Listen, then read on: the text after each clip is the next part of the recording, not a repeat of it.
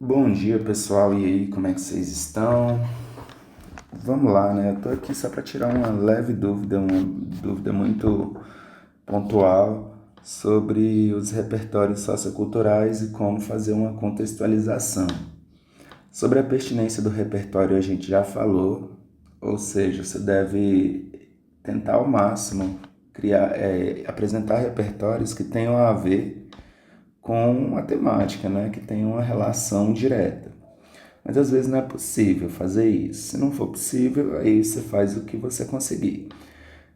Mas aí nesse caso, sobre a contextualização, observa só, aqui a gente já tem esse tópico frasal, que a autora vai afirmar o seguinte, ó. Ademais, o apagamento da cultura do povo negro contribui significativamente para a desvalorização da herança africana no Brasil. O tema aí que vocês já conhecem. E aí, a gente vem aqui com a historiadora Maria Beatriz Nascimento.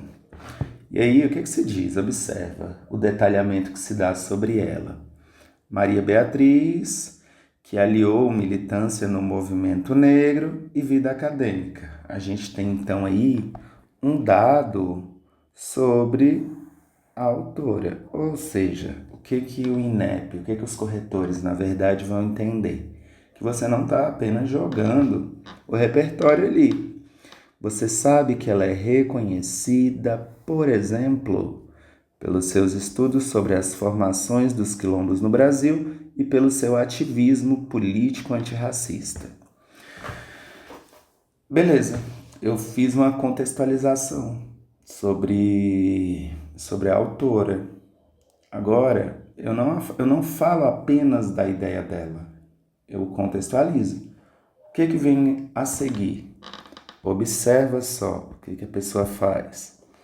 Em suas obras sobre identidade negra, memória e ancestralidade, aí aqui eu venho com a ideia dela, ó. Ela insistiu nos debates sobre as relações raciais, a valorização dos saberes dos povos negros e a necessidade de que essas questões fossem inseridas nas grades curriculares das universidades. Observa que ela não vai diretamente para a ideia, ela contextualiza dizendo sobre o contexto em que a pessoa fez essa afirmação. Então vamos lá. Se você vai citar, por exemplo, Anísio Teixeira,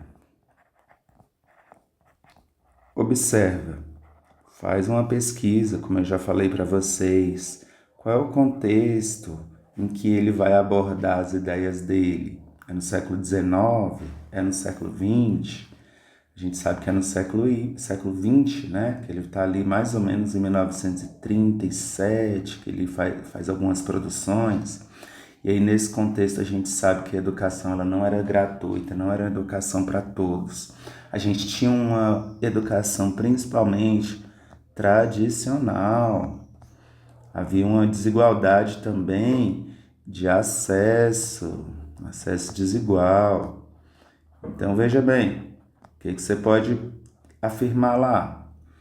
Que no contexto de Anísio Teixeira, que lutou em diversos movimentos sociais, que propôs um debate sobre o ensino tradicional, o ensino bancário, se bem que não era esse termo usado, e observou em sua realidade o acesso desigual à educação. Aí depois você vem com a ideia dele, com o que ele defende. Então, é nisso que vocês ainda estão pecando, em abordar primeiramente o contexto para depois você abordar a ideia do autor. E aí o restante não vai ser tão relevante aqui nesse adendo, né? Porque o que a pessoa vai trazer aí, né? As ideias dessa historiadora são relevantes porque evidenciam como instituições escolares, universidades, enfim. O que vocês estão fazendo? Vocês estão abordando, deixa eu apagar tudo isso aqui. Vocês estão abordando Olha só, vocês vêm aqui, ó, vocês abordam, beleza, vocês fazem um repertório tranquilo, abordam o autor, aí vocês já pulam para cá, ó.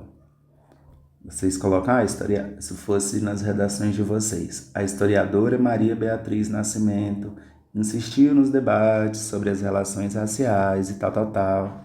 Aí depois, assim como as ideias dela, então as ideias dela, no contexto brasileiro, são relevantes porque evidenciam como as...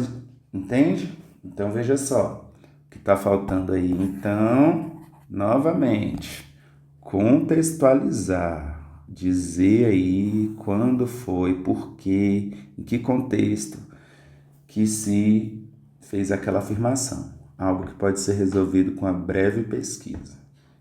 Beleza, gente? Então é isso. Tomara que eu tenha aí sanado algumas dúvidas que ainda estão presentes.